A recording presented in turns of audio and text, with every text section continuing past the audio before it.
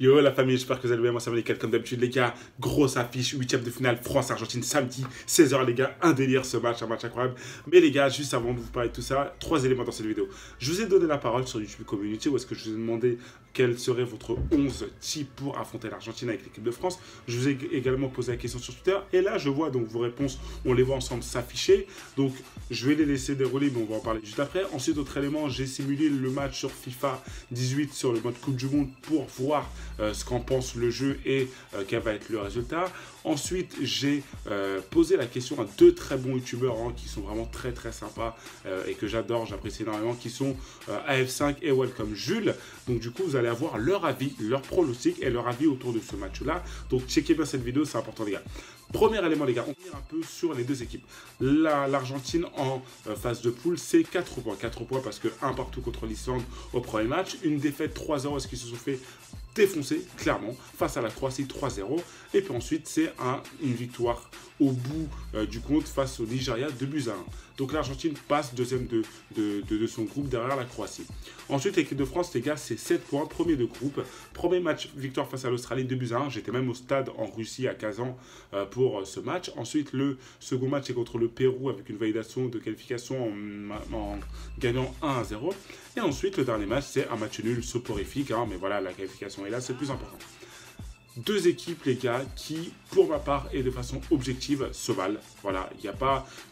Aujourd'hui, sur le foot, certes, la France, on peut dire, allez, on peut dire c'est du 55 pour la France, 45 pour l'Argentine, mais bon, ça se vaut, ça. C'est une Coupe du Monde, quasiment toutes les équipes se valent, surtout dans les bonnes équipes.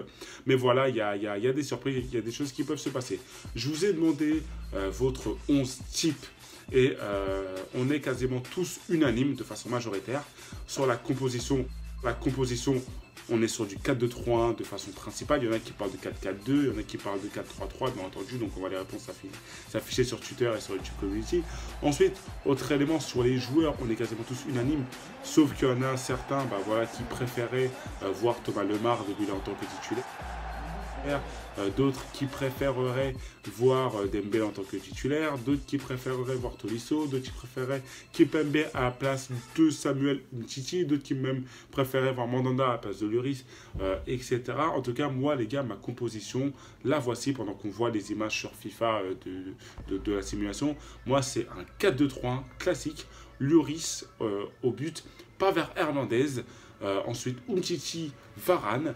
Après, en milieu défensif, Pogba, Kanté. Sur la ligne de milieu de terrain à 3, je vois donc du Antoine Griezmann au centre. Je vois du Kylian Mbappé à droite.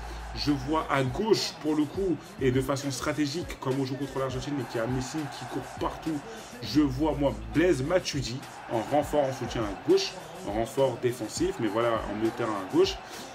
À l'image d'un Momo Sissoko qu'on voyait à l'époque en milieu de terrain, surtout à l'Euro.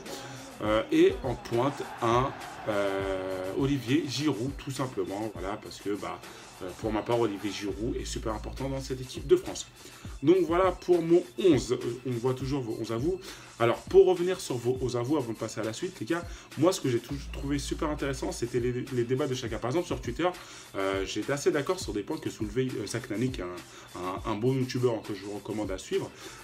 Pas mal de points qui étaient assez logiques, où est-ce qu'il expliquait que voilà, l'équipe de France, c'est, bien entendu, c'est du 4-2-3-1. Matuidi peut jouer, c'est cool. Thomas Lemar, surtout son point sur Thomas Lemar, qui dit que Thomas Lemar, voilà, objectivement, le voir jouer, ce serait bien, mais il n'a pas fait une saison au top. Donc, c'est pas le joueur qu'on mettrait titulaire, mais on en attend beaucoup lui, il peut faire des différences, donc on ne sait pas, on est mitigé. Donc voilà, donc plein d'autres raisonnements comme ça que je trouve assez logiques et cohérents. Donc voilà les gars pour le 11 type. Ensuite, les gars, pendant que FIFA déroule sur le match, j'ai questionné deux youtubeurs, comme je vous dis. Et donc, du coup, je vais laisser la parole à Arsène, AF5, côté français, pour avoir son prono. Et après, Welcome Jules, qui est franco-argentin, qui va être aussi intéressant. Donc, les gars, écoutons ce que dit AF5 Arsène et ce qu'il en pense. Salut Abdou. Alors, petit pronostic, France-Argentine, du coup ressenti plus prono.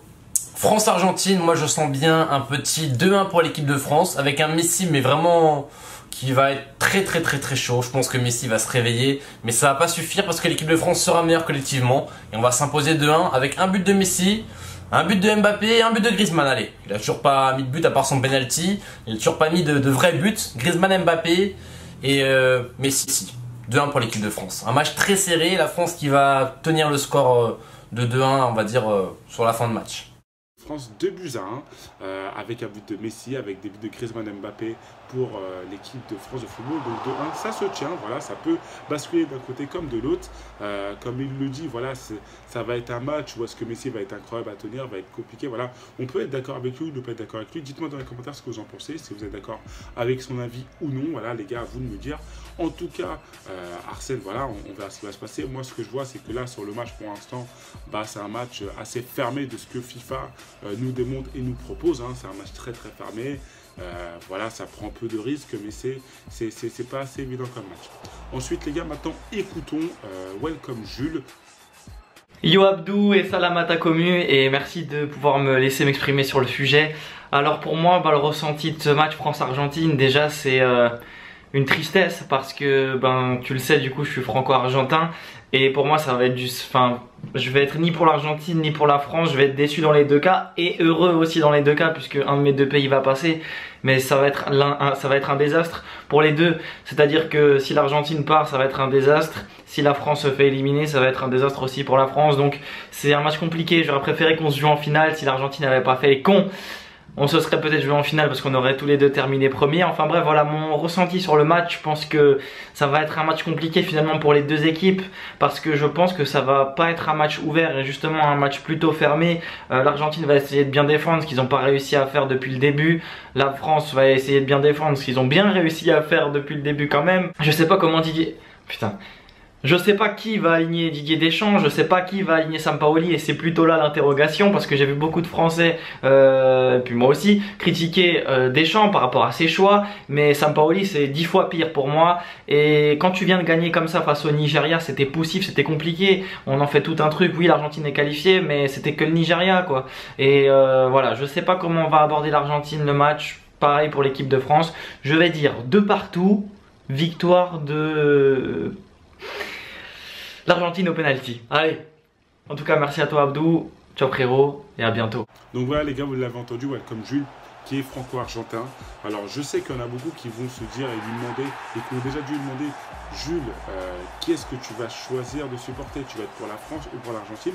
Et ben moi je vais vous répondre, parce que moi je suis franco-sénégalais, à savoir que je suis né au Sénégal, j'ai grandi en France. Et ben c'est pareil, c'est un peu comme si vous demandez de choisir entre l'un de vos deux parents, c'est pas possible. Donc vous êtes pour les deux, c'est comme ça.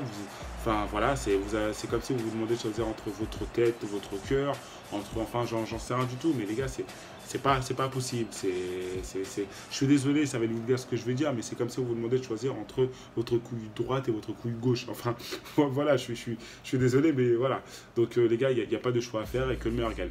Donc en tout cas, au niveau de son avis à Welcome Jules, moi je suis pas mal d'accord avec ce qu'il dit. J'étais aussi un peu assez d'accord avec ce que disait Arsène pour le 2-1. Et là, pour le coup, pour le 1 partout, moi je suis assez d'accord. Hein, pardon, désolé, il dit 2 partout, victoire au tir au but. Moi, j'irais plus sur un 1 partout avec une suite qui se fait aux prolongations et pour que l'histoire soit belle, une victoire au tir au but de l'équipe de France. Mais en tout cas, voilà, 2 partout pour Welcome Jules. Un match très fermé, je suis d'accord avec lui. Parce que c'est vrai que sur le terrain, il y a quand même des Griezmann, Mbappé côté français. Il y a des Messi, Agüero côté argentin. Pas de problème. Mais il y a une Argentine qui veut vraiment, je pense, essayer d'être solide défensivement. Et je suis d'accord avec lui sur l'argument français qui est solide depuis le début. Après, bien entendu, on le dit, on le répète, c'est des éléments qu'on donne. Le match n'a pas encore été joué. Peut-être que quand le match va être joué, ça va être incroyable. Il y aura 3-0 pour l'Argentine ou 3-0 pour la France. J'en sais rien du tout. Ça va être un match ultra ouvert avec plein de trucs de dingue. On ne sait pas. Mais voilà, donc vous pouvez aussi avoir des avis tranchés et différents, il n'y a aucun problème. Tant que ça reste dans le respect, vous pouvez vous dire non, vous dites n'importe quoi. Pour moi, il y aura beaucoup d'actions, beaucoup d'occasions, ça va être un très beau match, très ouvert, aucun souci. Mais entendu, je ne suis pas en train de dire que ça va être un France-Danemark, clairement pas. Il y aura pas mal d'occasions. Mais ça va être un match, pour le coup, qui ne va pas être très ouvert. Donc, comment dire, le peu d'occasions qu'il y aura, il faudra vraiment les concrétiser. Donc voilà les gars, j'ai accéléré le temps sur le match FIFA, donc on le voit d'après FIFA, il y aura donc 2-1 les gars pour l'Argentine, un but de Thomas Lemar côté français à la 42e minute, ensuite Messi qui égalise avec un enroulé incroyable pied droit, geste technique pied gauche, enroulé pied droit, Lloris bouge même pas, un partout au retour des vestiaires, et ensuite Agüero qui dans les prolongations brise les espoirs français et met le but de 2-1, donc 2-1 pour FIFA. 2-2 d'après Welcome Jules, 2-1 pour la France pour Arsenal F5. Moi de mon côté je vois un partout avec une victoire tir au but de l'équipe de France. J'espère qu'on va pas aller en arriver jusque là. Dites-moi ce que vous en pensez dans les commentaires, donnez-moi vos avis. Mais en tout cas ça va être un match, je l'espère, ultra intéressant parce que là c'est les phases finales. Et c'est surtout avec Ojoun. Les gars, c'était Abdou. Si cette vidéo vous a plu, dites-le moi dans les commentaires. En tout cas, ça me fait plaisir de montrer vos commentaires à vous, de pouvoir participer dans mes vidéos quand je peux. Et puis voilà, les gars, je vous dis à la prochaine. C'est Abdou. Prenez soin de vous, les gars. Ciao, ciao, les gars.